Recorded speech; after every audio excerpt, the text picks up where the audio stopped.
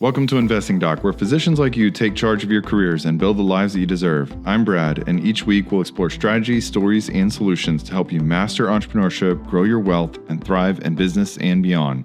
Hey everybody, I've made a lot of mistakes running my business. Some cost me money, others cost me time or even people, but every single one of them taught me something. Today, I'm going to take a raw, just unfiltered approach to what my failures were and what you can learn from them while building my business. First off, I'd just like to say thank you to everyone who follows along. I can't believe it. I think this is episode number 25. And at this point in time, I have hit over 3,000 downloads of people that have listened to this podcast on a variety of different services. So amazing. And I can't believe at episode 25, we've got over 3,000 downloads at this point in time. All right. Number one is that I listened to the naysayers. I obviously didn't listen to them completely because I started my own practice. But in the very beginning, I listened to so much bad advice. You can't make any money in primary care. Nobody can do it anymore. You're going to get destroyed by the big boys. It's going to take forever to get paid. You're going to get paid so much more from commercial insurance compared to Medicare. All that stuff was wrong, man. I would like to think that the naysayers are not negative because they wanted to hate on me, but they just don't share my dream, my goal. So you know what? I should have sat back and I should have said, what is my vision going long term? Vision is that I want to create the best independent practice that I absolutely can in my city.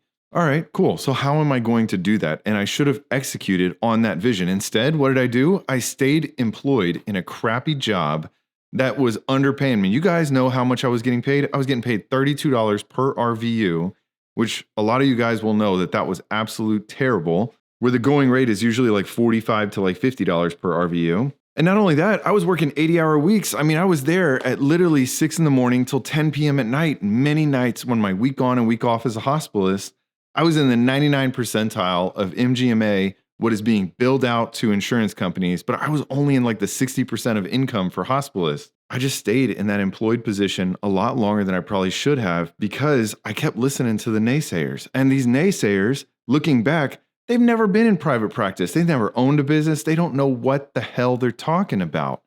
But you know what? It scared me.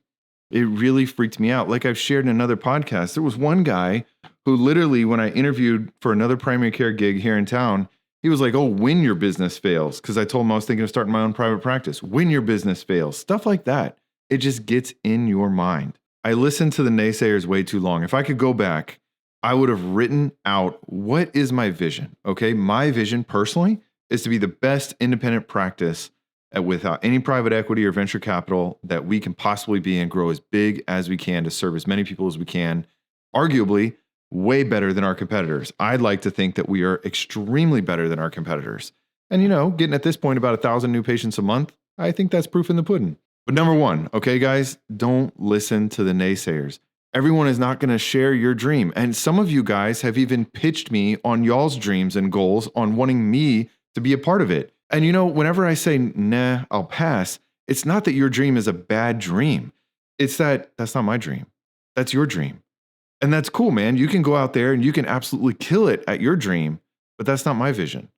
And you know what? I only have so much bandwidth in my life right now that me saying no is not being a naysayer for you. I'll be one of your biggest cheerleaders. You keep texting me, I'll say, hell yeah, go for it. But me not joining on your board or being part owner of your company that I've been pitched, and I love it that you guys are reaching out to me for this stuff, but it's not me being a naysayer.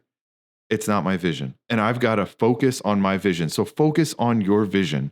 Otherwise, you're going to drag your feet like I did. You're going to stay employed with a crappy position for years until you decide, okay, enough, my breaking point, I'm going to do it. All right, number 2, I hired the wrong person. I'm going to highlight 3 individuals, and 2 of them are billers. Hint, hint, that's such an important process. But at the very beginning, one of my first employees, she was awful. She was always calling out sick all the time. I had to answer the phone, and people didn't know it was me answering the phone. They'd be like, oh, can I book an appointment with Dr. V? What time would you like? It was really me answering the freaking phone trying to book these people because my one employee wasn't showing up. So I should have terminated her a lot earlier. The breaking point for me is that, well, first off, I'm glad that she is now recovered. She's an amazing individual. And, everyone wants a redemption story, and she seems to be doing well now. But she roomed one of my patients. And I didn't know this about it. Her background check was as clean as a whistle. She roomed one of my patients after she showed up like 2 hours late. And the patient was like, as a recovering addict myself, I'm so glad that you give people second chances. And, I'm sitting there and my mind is like going, I'm like, what the hell is this lady talking about? Then she goes, oh, yeah, your employee. She told me that she's a recovering heroin addict and she's been clean, about 3 months before you hired her. And, my mind is like racing, like, oh my God, I had no idea. How am I going to save face? I don't want to demean my employee at all behind the scenes or face to face to another patient. So what I did is I just sat there and I said, you know what? Nobody's perfect in their past. We all want a second chance. And, some people will get more scars than others. And I'm glad that she shared that with you and that she's in a much better place now. Meanwhile, my mind is like, holy crap, I had no idea that was going on. So I tried and I did confront her about it. And I said, look, I'm so glad that you're in a better place right now. But then I had to bring up the question, are you truly in a better place? Because you're showing up 2 to 4 hours late almost every day at this point in time. And anyone who's had any addict in their life, that's a red flag, man. That's a huge red flag. Sad part is she relapsed. She never came back to work for me again. She went back into rehab. Now she's clean. But I think if I could go back, 1, I would have seen the red flag sooner. And 2, I think I would have been more supportive. I'd have been like, hey, is there anything I can do to help you? Maybe you can't work here, but I can support you in your journey of getting clean. All right. The other 2, 1, I hired a biller that said she had all this amazing billing experience and whatnot. Yeah, it turns out she didn't know anything in what she was doing, and it almost bankrupted my practice. That was an absolute disaster. And then the next one that I wanted to talk about was also my biller. And what you can learn from this one is don't let anyone twist your arm. I had this amazing biller, an amazing, amazing biller. But you know what? At this point in time, I only had like 3 employees and I had a biller. And she kind of twisted my arm. She said, hey, if you don't make me an office manager, I'm going to quit. And there I am back against the wall. Like, oh my God, my biller, the one biller that is keeping my practice together, doing all the credentialing, that is doing such an amazing job for me. She basically just strong-armed me. She backed me up against the wall. And what am I going to do? I have no choice but to either promote her to the lead biller / office manager, or I got to fire her and go somewhere else. What I did wrong is that I promoted her to the office manager with no metrics. I gave her no X, Y, and Z. Okay, you got 90 days to prove yourself doing X, Y, and Z and these things that I'm going to, catch you on the metrics. And I want these standard operating procedures and I want to see how you do, basically a probation period. I didn't do that. When she became office manager, it got so toxic that we just started getting a ton of reviews about how she felt like she was a dictator. She was yelling at patients. She was basically talking over patients, telling them that they're wrong. Maybe they're not wrong. Maybe their vision or their interpretation of our rules or what we were saying was true to them and that our message needed to be clarified. There was a lot of things that could have went a lot better in that scenario, but I think if I could do it all over again, 1, I wouldn't let myself be backed into a wall. I would have a backup person on standby of like, okay, you can be it for 90 days, but I'm going to post a job. I'm not going to tell her this, but I'm going to post a job so that if you don't do it, I'm going to have another biller behind the scenes that's ready to go. You can't let someone else back you into a corner. Don't make that mistake I did. That person is now someone else's office manager. They're doing a great job for them, but just wasn't a good fit. All right, the next failure is that, oh man, I just like marketing. Dude, at the very beginning, I was so hard-headed that I was like, no, I'm not paying this marketing team like $5,000 to do my Google ads and Meta ads and create a logo for me. I'm going to go on Fiverr and get a logo. Yeah, well, you know what? My logo looked like it was made on Fiverr.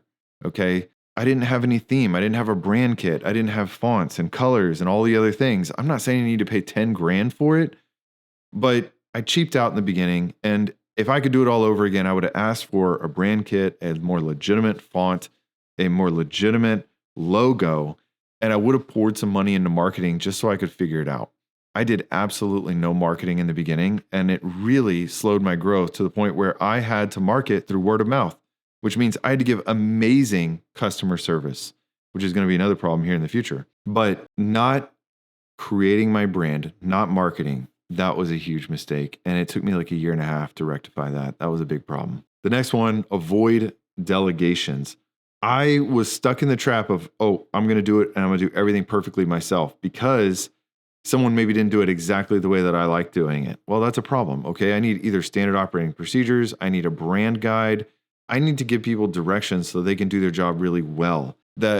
All that led to is that I wasn't delegating. Well, I was starting to burn out, that I was starting to get like bottlenecks, and like people were starting to complain, like my labs haven't been like back yet. Yeah. You know why? Because I haven't delegated anything and I'm doing everything behind the scenes. I had to finally let go and just say, you know what? This is the way I want to focus on our practice. We put our employees first. If you're not healthy and happy, patients are not going to be healthy and happy. Employees come after that. And, listen to the employees, listen to the patients. If a patient tells you that they no-showed 2 times in a row because their mom is dying and they're at home, don't charge them the no-show fee. Have a heart, man. Treat people the way you want your own mother, wife, husband, whatever. Treat them like you'd want to be treated. All right. The business is a business, but we're still people, and we're going to treat people like we'd want to be treated. Along with that next failure of delegation is that, man, I was saying yes way too much. Going back to my vision, the first thing that I talked about is, what is your vision? My vision is to create the best primary care or the best independent practice in town. And I arguably think we're almost there. So how was I saying yes too much? Well, in 2 different ways. One, I was saying yes to other things. I was still doing locums in the very beginning, just burning myself out, like literally working 9 months in a row with not a single day off. I was driving down to a place called Corpus Christi on the coast here in Texas, and I would do locums there whenever I wasn't working in my office. I had plenty of money saved up. We were cash flowing positive by month 3. I didn't need to go there. Why did I keep going for 9 months? Because anxiety of failing, of listening to the naysayers. Number one, first one that I talked about, they were in my mind. The other way that I was saying yes was to other partnerships. Like this infusion company came in and was like, hey, we want you to be the medical director so we can give iron infusion, chemo infusions, whatever. All right, cool. They paid me some money every month. I started all their protocols.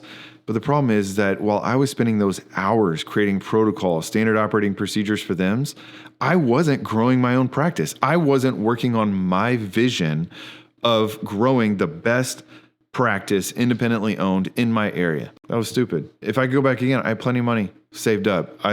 Sure, I wasn't making millions, but I didn't need that money. And it just totally took away my attention from other areas. The other way I was saying yes too much is, I'm not talking down to any patient, but those patients that I said yes to way too much. We all know what we're talking about. If you've ever had poor boundaries with patients, that patient that calls 5 times over the weekend and wants to talk to you, man, I remember calling them back, just pacing in my front yard, talking to them, trying to talk them down from a freaking panic attack at a Saturday at like 9 p.m. Yeah, I'm not doing that anymore, okay?